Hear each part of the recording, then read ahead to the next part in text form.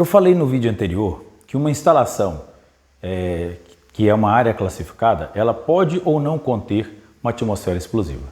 Como que isso funciona? Como isso se dá? É simples. Por exemplo, vamos pegar novamente um posto de combustível. Um posto de combustível, ele é sim considerado uma instalação elétrica, uma instalação de área classificada. Então, existe uma classificação para esse posto e esse posto sim ele é considerado área classificada devido à sua instalação, seja ele pela tancagem, seja ali pela estrutura da bomba e dos bicos, sim, um posto de combustível é uma área classificada. Agora, isso significa que ele tem todo dia, em todo momento, uma atmosfera explosiva? Não, isso não necessariamente é uma verdade. Por quê? Porque a atmosfera explosiva, como eu expliquei mais para trás nos outros vídeos, chamada de atmosfera explosiva ou atmosfera inflamável, dependendo da sua característica, ela nada mais é do que a emanação, ou seja, a liberação de um gás, de um vapor, por exemplo, misturado com ar atmosférico.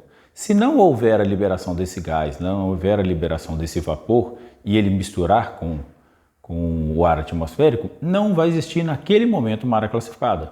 Então vamos lá. Um posto de combustível onde existe um carro parado, existe um frentista abastecendo esse carro, existe uma saída de vapor, de névoa de combustível, seja ele gasolina, diesel ou etanol, ou seja, está saindo ali do carro e misturando com ar atmosférico, existe sim uma atmosfera explosiva, existe ali um risco acentuado de incêndio e explosão. Mas se o posto está desligado, se o posto está parado, por exemplo, um posto que não funciona das 22 às 6 da manhã, então, ou seja, ele está fechado para atendimento, não tem ali nenhum carro abastecendo, pode não haver nenhuma emanação, ou seja, nenhuma liberação de gás ou de um vapor de líquido inflamável.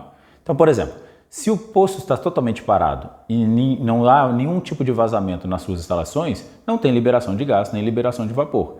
Então não tem o que misturar com ar atmosférico para formar uma atmosfera explosiva, uma atmosfera inflamável.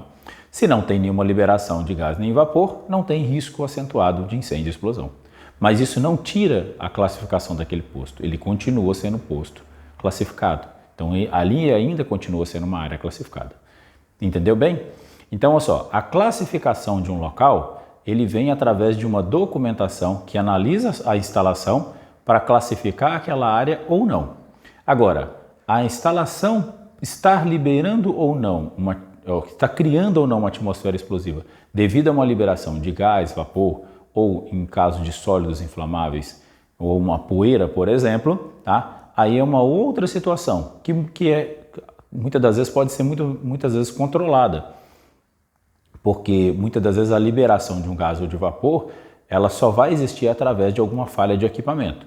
Também existem as situações onde o equipamento ele automaticamente sim ele vai estar sempre liberando gás ou vapor, como eu falei aqui para vocês. Se a gente pegar, por exemplo, o posto de combustível, sempre que o frentista for abastecer um carro, ele vai liberar gás, ele vai liberar vapor de um líquido inflamável ali, Então, ou seja, existe sim a liberação de gás ou de vapor, de névoa ali do líquido inflamável, existe essa liberação, nesse momento dessa liberação vai criar sim uma atmosfera inflamável, uma atmosfera explosiva. Agora, outras instalações pode ser que tenha alguma liberação ou não, ou só tenha uma liberação através de uma falha numa válvula, numa flange, por exemplo, numa tomada de pressão, num instrumento e assim por diante. Tá ok? Então, lembrando aí, uma área classificada pode ou não conter uma atmosfera explosiva. Legal? Partimos então para o próximo vídeo.